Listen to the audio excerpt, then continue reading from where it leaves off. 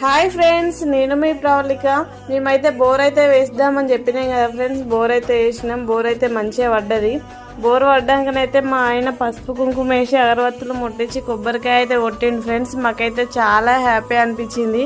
అసలు బోర్ పడుతుందా పడదా అని అయితే మేమైతే బాగా టెన్షన్ పడ్డాం. కానీ తొందరనే పడ్డది ఫ్రెండ్స్ బోర్ అయితే.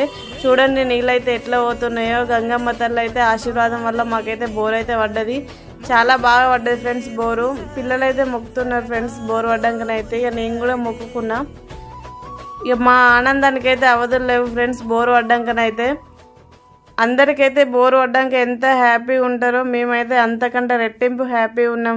పిల్లలైతే చూడండి ఫ్రెండ్స్ బోర్ పడ్డ నీళ్ళతో అయితే చాలా బాగా ఎంజాయ్ చేస్తారు వాళ్ళైతే.